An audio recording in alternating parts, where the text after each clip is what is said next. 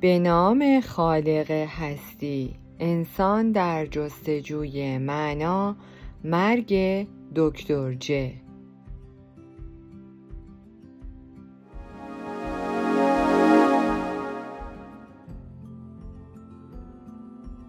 اما پیش از مرگش یکی از بهترین دوستانی بود که انسان میتوانست داشته باشد. او به همه زندانیان دلداری میداد. او مظهر عالی‌ترین معیارهای اخلاقی بود و بهترین دوست من در دوره دراز زندان. این داستان دکتر چه، جلاد توده های بیمارستان اشتاینهوف است. حال چگونه می شود ادعا کرد که رفتار انسان را می توان پیش بینی کرد؟ شما می توانید حرکت‌های یک آدم ماشینی و یا یک دستگاه خودکار را پیش بینی کنید. از این هم بیشتر شما حتی ممکن است با سعی و کوشش بتوانید مکانیزم‌ها و دینامیسم روان انسانی را هم پیش بینی کنید. اما انسان چیزی است بیشتر از روان، جبرگرایی مطلق.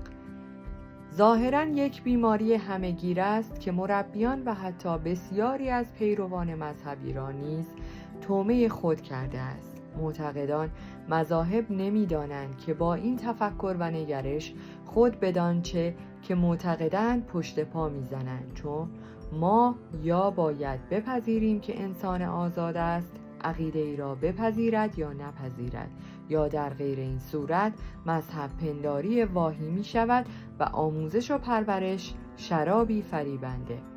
پیشفرض این دو گروه مربیان و روحانیان می بایست اعتقاد بر اصل آزادی در انتخاب باشد، چه در غیر این صورت هر دو سرگردانند و در اشتباه.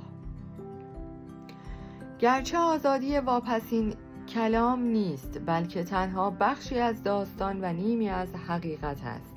آزادی تنها جنبه منفی کل این پدیده است که جنبه مثبت آن عبارتند از مسئولیت و در واقع آزادی اگر در چارچوب مسئولیت قرار نگیرد در معرض سقوط و انحطاط به حد دل بخواه کاری و استبداد است. به همین دلیل من توصیه می کنم که در برابر مجسمه آزادی در سواحل شرقی آمریکا، مجسمه مسئولیت نیز در سواحل غربی آن کشور برپا شود.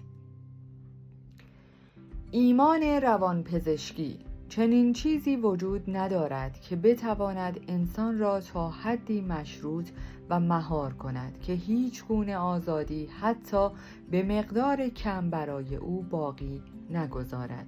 در بیمارستان نوروتیک، روان نژند و سایکوتیک روان پریش هم هنوز قدری آزادی باقی میماند. ممکن است این آزادی واقعاً محدود باشد، ولی به هر حال وجود دارد.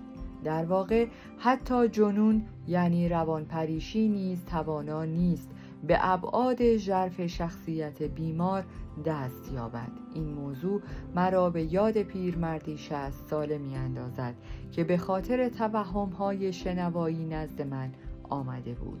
او سالها بود که از این بیماری رنج می برد و اطرافیانش همه او را دیوانه و احمق می پنداشتند، ولی هنوز گیرایی عجیبی در این مرد بود. می گفتند وقتی کودکی بیش نبوده آرزو داشته کشیش بشود، ولی نشد و تنها دلش به این خوش بود که یک شنبه ها در گروه آواز کلیسا آواز بخواند. خواهرش که همراه او بود گزارش داد که گاه بسیار هیجان زده و برانگیخته میشد، ولی معمولاً در آخرین لحظات کنترل خود را باز می‌یافت. من به درک و کشف تکاپوی روانی و نیروی محرکه این کنترل بسیار علاقه‌مند شدم. از جایی که بیمار تعلق خاطر محسوسی به خواهر داشت، تصور کردم این علاقه عامل بازدارنده او در وقت هیجان است. از این رو از او پرسیدم به خاطر چه کسی و چگونه قدرت کنترل خود را به دست می آوری و چطور؟ چند لحظه‌ای مکث کرد و پاسخ داد به خاطر خدا. در این لحظه ژرفای شخصیت او آشکار شده بود و در انتهایی ترین لایه این ژرفا صرف نظر از فقر عقلانی، زندگی مذهبی، اصیلی نمایان گردیده بود. الان که تا اینجا با من همراه شدی، بهتره که منو لایک کنی برای انرژی بیشتر. اگه کانال رو سابسکرایب نداری سابسکرایب کنی، با دوستان خودت به اشتراک بذاری و این رو هم بدون که این کانال زیرنویس زبانهای دیگه رو هم داره. یک بیمار روانپریش غیر قابل درمان ممکن است کارایی و مفید بودن خود را از دست داده باشد، ولی هنوز شأن و مقام انسانی در او مانده است. این همان چیزی است که من ایمان روانپزشکی خیش نامیدم. بدون این ایمان روانپزشک بودن ارزش چندانی ندارد. به خاطر چه کسی تنها به خاطر ماشین آسیب دیده مغزی که قابل تعمیر نیست؟ اگر بیمار چیزی بیشتر از این ماشین آسیب دیده نیست، کشتار بی درد اشتاینهوف مجاز می نماید. روانپزشکی انسانی شده در حقیقت برای مدتی طولانی، یعنی حدود نیم قرن، روانپزشکی کوشیده بود تا ثابت کند که مغز انسان چیزی جز یک مکانیزم نیست و در نتیجه درمان بیماری روانی تنها یک تکنیک و روش گردید. به نظر من این رویاها دیگر پایان یافته است. آنچه که امروزه از خلال ابرها در افق پدیدار گشته، طب به روانشناسی روی کرده نیست، بلکه روانپزشکی انسانی شده است. پزشکی که هنوز نقش خود را نقش یک تکنسین می‌داند، باید اذعان کند که او بیمارش را چیزی می‌بیند مگر یک ماشین، در حالی که بیمار او انسانی است در پشت پرده مرض. انسان شیئی در میان اشیاء دیگر نیست. اشیاء اختیاری از خود ندارند، ولی انسان موجودی است که در نهایت خودمختار و برگزیننده است. در قالب محدودیت‌های موهبتی و محیطی، آنچه که او شده چیزی است که خود ساخته. در اردوگاه کار اجباری، در این آزمایشگاه انسانی و در آنجایی که انسانیت به محک کشیده شد، به طور مثال ما شاهد و ناظر زندگی رفقایی بودیم که بعضی از آنها چون درندگان و پاره دیگر چون قدیسین رفتار می کنند.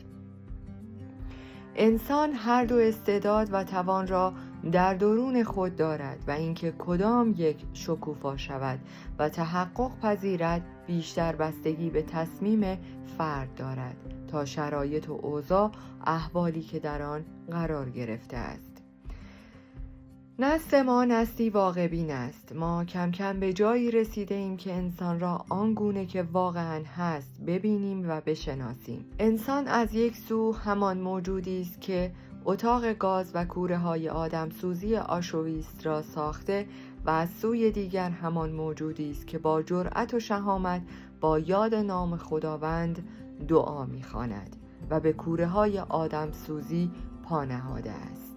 به پایان کتابی دیگر رسیدیم. امیدوارم همانطور که برای من خواندن این کتاب لذت بخش و اثرگذار بوده است، برای شما عزیزان نیز همان گونه بوده باشد. به امید روزهای خوش آینده.